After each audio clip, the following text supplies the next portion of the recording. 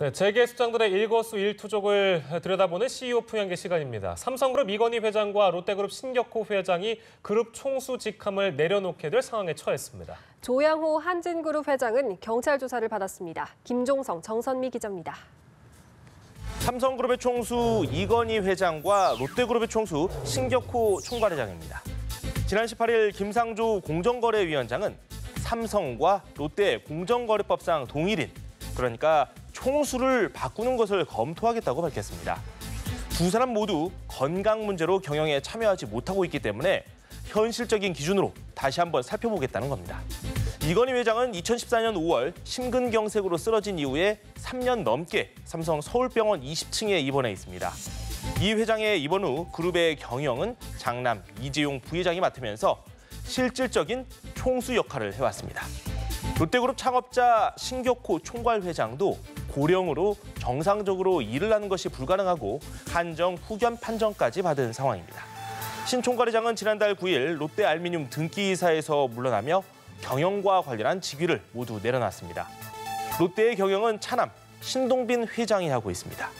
공정위는 현행법상 삼성과 롯데그룹의 동일인 지정 절차가 문제 없다면서 두 사람의 총수 지위가 갑자기 바뀌지는 않을 것임을 내비쳤지만 두 회장 대신 그룹을 이끌고 있는 아들들이 가까운 시일 안에 총수로 지정될 것이란 예상이 나옵니다.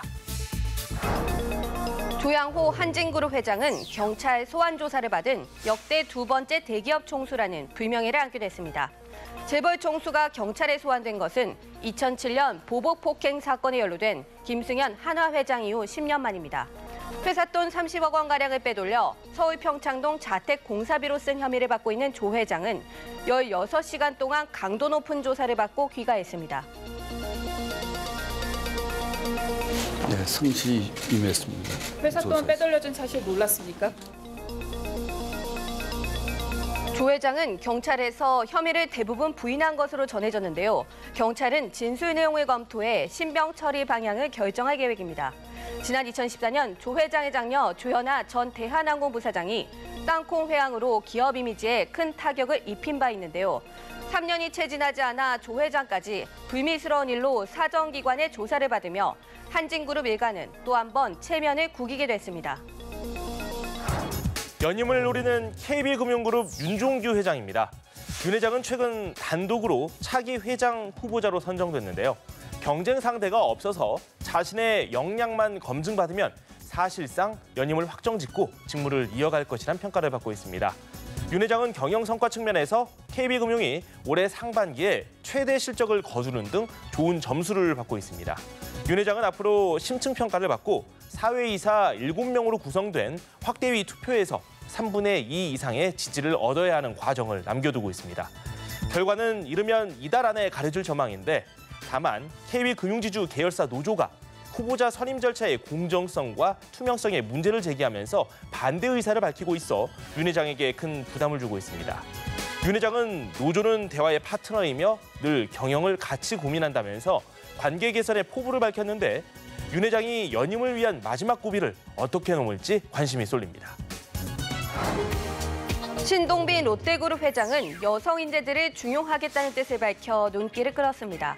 신 회장의 이 같은 선언은 형 신동주 전 일본 롯데홀딩스 부회장과의 경영권 다툼 이후 내놓은 경영혁신안에서 비롯됐습니다.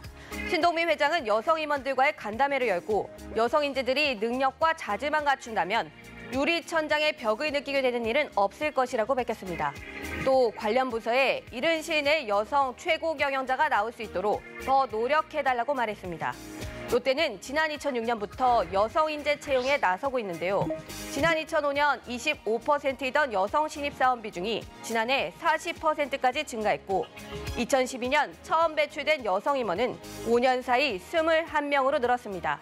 여성이 일하기 좋은 기업을 만들겠다는 신동빈 회장, 어떤 결실을 내질지 주목됩니다.